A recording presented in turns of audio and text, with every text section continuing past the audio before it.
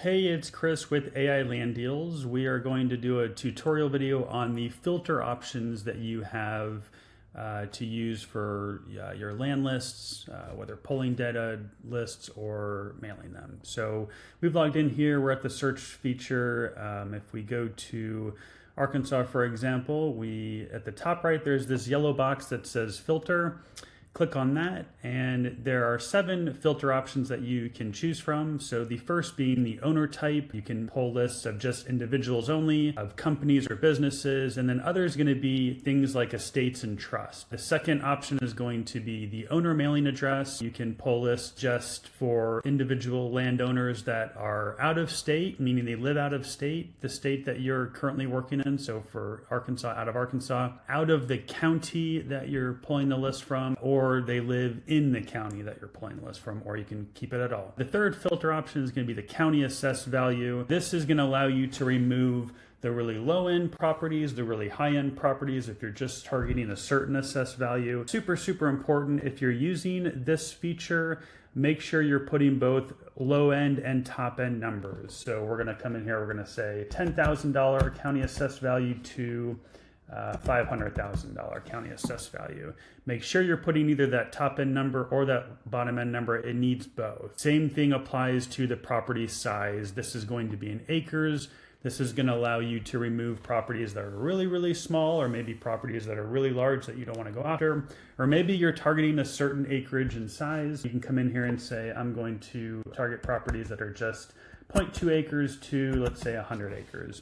Same thing, super critical. Make sure you're putting top end and bottom end numbers on this filter as well.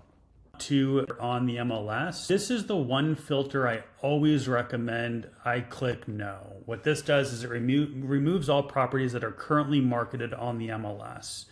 I personally don't market to those ones because they're typically asking for market value, but you can if you want. But I would recommend putting no here. That's the only one that I always do with all of my lists. The last option here is the last sale date. This is if you want to remove anything that has maybe sold in the past 2 to 3 years. If you're going to use this feature, I would do January 1st, 1900, and then I would put in here, whatever date you don't want to pull properties after. So if you don't want to pull within the last 3 years, maybe do something like January 1st, 2022. Same thing, make sure you're putting bottom end and top end numbers in this filter.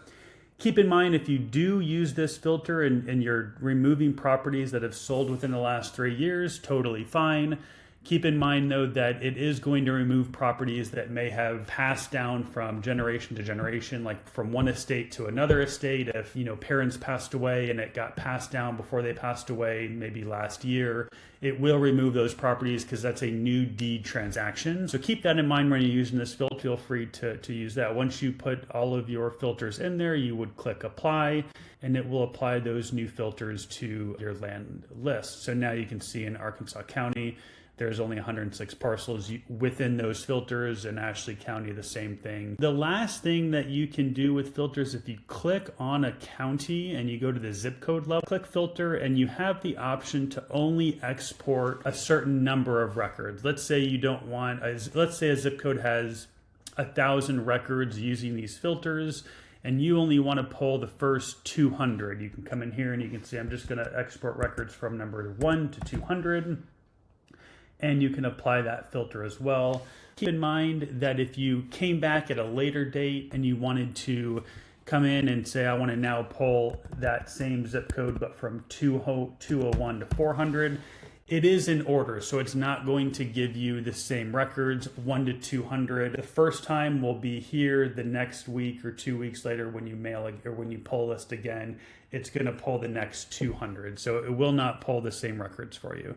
Same thing, hit apply, and those are your filter options. Thanks for watching.